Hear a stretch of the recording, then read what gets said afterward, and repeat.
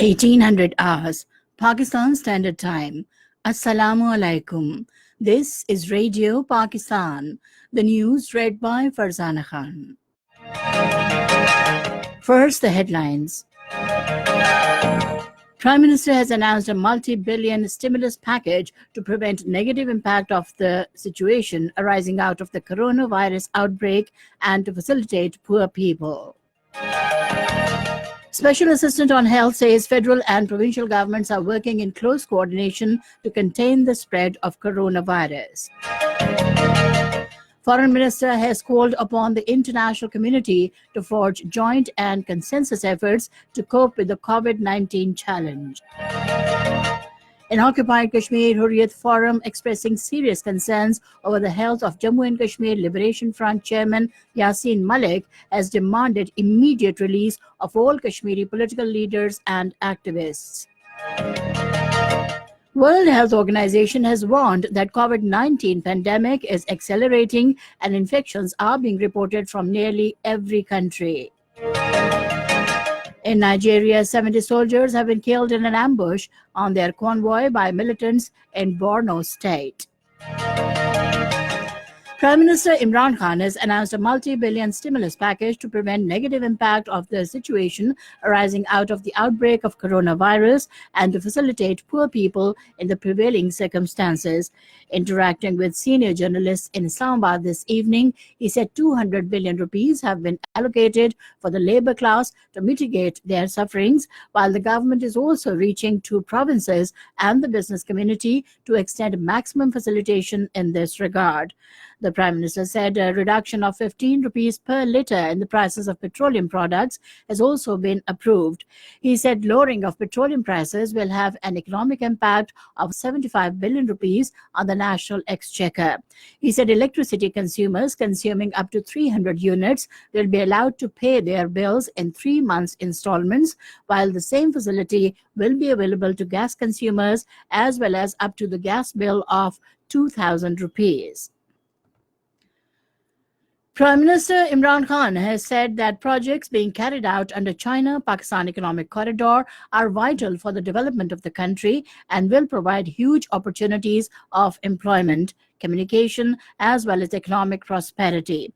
Chairing a briefing on the review status of CPEC energy projects in Islamabad today, he said that Pakistan enjoys extreme goodwill with China that has been proven time and again during the emergent situations.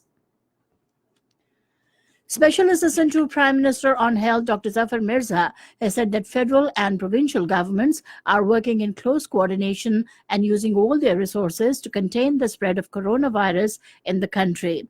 Addressing a news conference in Islamabad today, he expressed the hope that situation will improve as a result of strict measures taken most recently. He said the medical stores and grocery shops will remain open. He said the people should strictly follow the advisories and minimize their outdoor activities to help contain the virus. Minister for Religious Affairs Dr. Noor al-Haq Qadri has urged the nation to strictly follow the precautionary measures and remain confined at homes in the wake of coronavirus epidemic. In a statement, he said, Allah Almighty says not to kill yourself and follow the Holy Quran. We should restrict ourselves at home as a preventive measure. Foreign Minister Shah Mahmood Qureshi has directed Pakistani missions abroad to promote contacts with the Pakistanis living across the world in the wake of coronavirus. He was speaking during a visit to Emergency Crisis Management Cell regarding coronavirus outbreak at the Ministry of Foreign Affairs, Islamabad today. The minister asked the Director General of the cell to ensure timely dissemination of information through constant contact with the focal persons at Pakistan embassies across the world. He said the difficulties and problems being faced by overseas Pakistanis in the wake of coronavirus should be shared on daily basis so that they could be resolved on priority.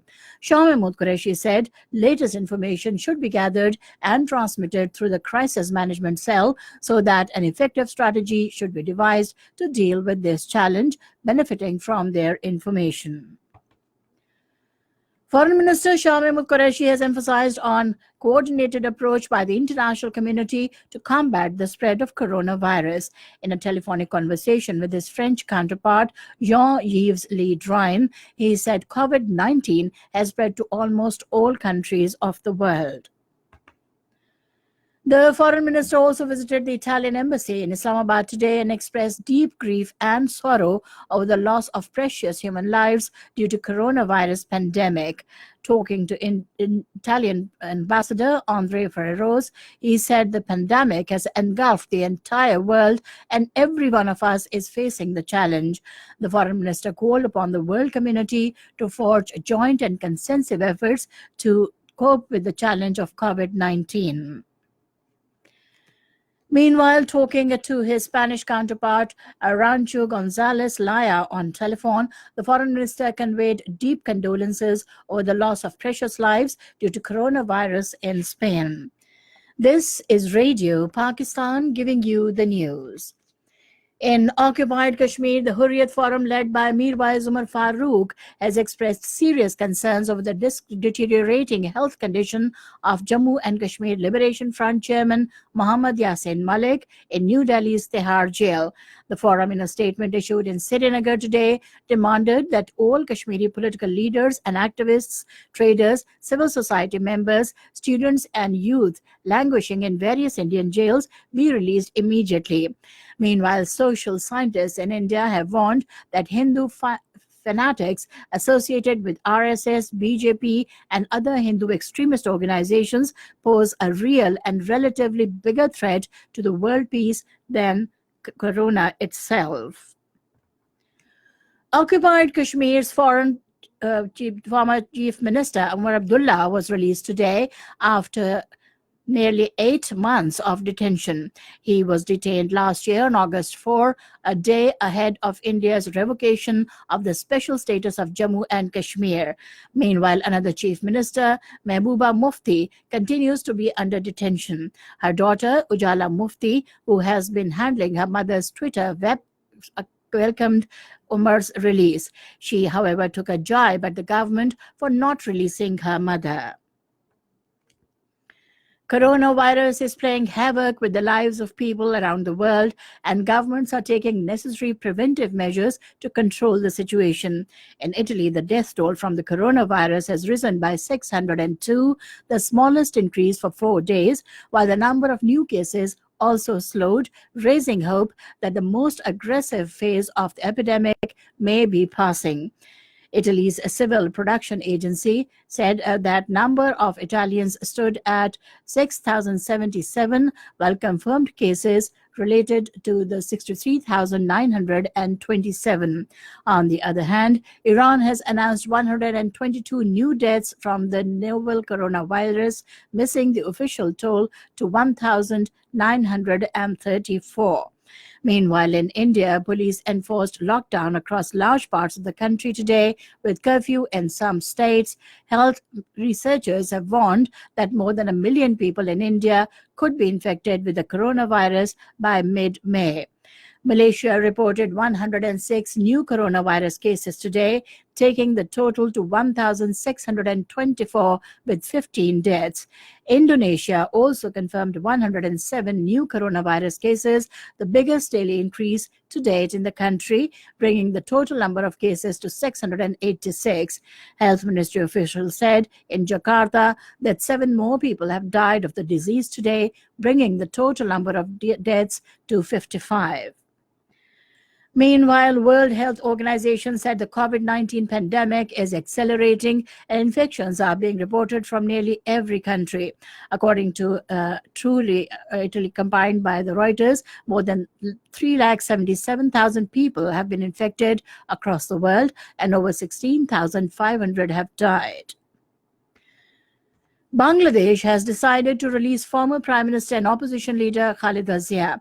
Addressing a news conference in Dhaka today, Law Minister said Khalida Zia is being released on humanitarian grounds and she can receive treatment staying at home but cannot go abroad. In Nigeria, at least 70 soldiers have been killed in an ambush on their convoy by militants in the restive northeast of the country. According to military sources, insurgents fired rocket propelled grenades and heavy guns at a truck carrying troops in Borno State. And finally, the weather report. Rain, wind, thunderstorm is expected in Khyber Pakhtunkhwa, Islamabad, Punjab, Gilgit-Baltistan, and Kashmir during the next 24 hours. And that is the end of the news. For more news and analyses, log on to our website, radio.gov.pk, and also watch live video streaming of our bulletins on the link facebook.com/Radio Pakistan News Official.